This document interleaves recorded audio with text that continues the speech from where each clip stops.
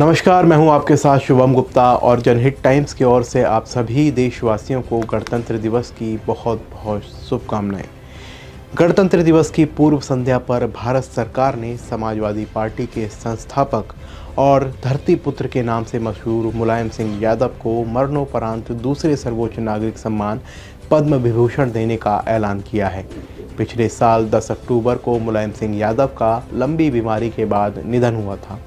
उनके निधन के बाद मांग उठी थी कि नेताजी को सर्वोच्च नागरिक सम्मान भारत रत्न दिया जाए, लेकिन किसी को ये अंदाज़ा नहीं रहा होगा कि नरेंद्र मोदी की अगुवाई वाली भारतीय जनता पार्टी सरकार इतनी जल्दी मुलायम सिंह यादव को पद्म विभूषण से सम्मानित करेगी। मुलायम सिंह यादव को पद्म विभूषण के सियासी मायने भी हैं। पिछले कुछ सालों में बीजेपी यूपी में ओबीसी पर मजबूत पकड़ बनाने में कामयाब रही है, लेकिन अब भी पिछड़ों में सबसे प्रभावशाली जाति यादव पर उनका कोई खास जादू नहीं चल पाया है। मोदी सरकार का ये दांव उसी यादव वोट बैंक को सपा से छिटकने की है, यानी प्रतिद्वंदी के सामने लॉयल वोट बैंक अपनी ओर खींचने की कोशिश।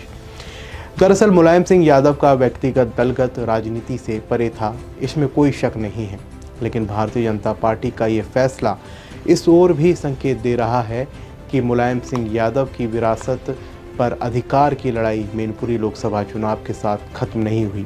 पद्म सम्मान का ऐलान करके भारतीय जनता पार्टी ने यादव वोटों और मुलायम सिंह यादव के साथ जुड़े एक बड़े वर्ग को अपनी ओर खींचने की कोशिश की है। बीजेपी पूरे जी जान से मिशन 2024 की तैयारी में जुटी हुई है। पार्टी जान चुकी है कि अब चुनावी समर के 400 कुछ दिन बचे हुए हैं। हाल ही में बीजेपी के राष्ट्रीय अध्यक्ष जेपी नड्डा ने गाजीपुर से लोकसभा प्रवास कार्यक्रम की शुरुआत की। लोकसभा प्रवास के केंद्र में 14 लोकसभा सीटें हैं, जिन्हें बीजेपी हार चुकी है।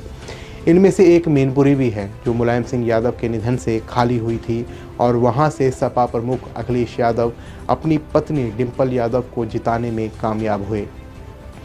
लोकसभा की 543 सीटों में 80 सीटें यूपी से आती हैं। खुद प्रधानमंत्री नरेंद्र मोदी बनारस लोकसभा सीट से सांसद हैं। ऐसे में वो चाहेंगे कि हर हाल में हारी हुई लोकसभा सीटों को जीता जाए। हारी हुई 14 में से 3 सीटें मैनपुरी, संभल, मुरादाबाद सपा के पास गई। इन 3 सीटों पर जीत तभी मुमकिन है जब मुलायम सिंह यादव से लगाव रखने वाली जनता के दिल में बीजेपी पैठ बनाए।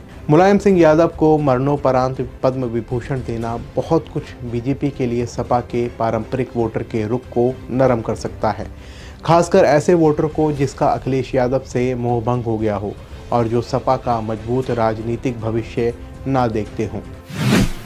1960 में मुलायम सिंह ने पहली बार भारतीय राजनीति में कदम रखा था। 1967 में मुलायम सिंह उत्तर प्रदेश के विधानसभा क्षेत्र से पहली बार विधायक बने। जब 1975 में इंदिरा गांधी ने आपातकाल लगाया तो मुलायम सिंह सुर्खियों में आए। इस दौरान उन्हें 19 महीने तक हिरासत में रखा गया। 1980 में लोकदल के अध्यक्ष रहे मुलायम सिंह। जनता दल पार्टी के साथ उन्होंने काम किया। जब जनता दल का विभाजन हुआ तो मुलायम सिंह यादव ने समाजवादी पार्टी की नींव रखी। 1989, 1993 और 2003 में 3 बार यूपी के मुख्यमंत्री बने। 1995 मुख्यमंत्री की कुर्सी जाने के बाद मुलायम सिंह का कद सियासत में गिरा नहीं, बल्कि वे और बड़े बनकर खड़े हुए। 1996 में मुलायम सिंह यादव मैनपुरी लोकसभा क्षेत्र से 11वीं लोकसभा के सदस्य चुने गए। जब केंद्र में किसी पार्टी को बहुमत नहीं मिला तो मुलायम सिंह किंग मेकर बनकर सामने आए। तीसरे मोर्चे की सरकार में रक्षा मंत्री बने मुलायम सिंह और अपनी पार्टी के कई दिग्गज नेताओं को केंद्र में मंत्री बनाया।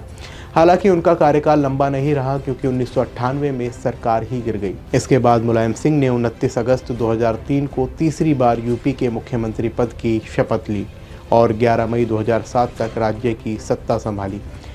अभी के लिए इस रिपोर्ट में इतना ही। देश और दुनिया की तमाम खबरों में बने रहने के लिए देखते रहिए जनहित टाइम्स। जय हिंद।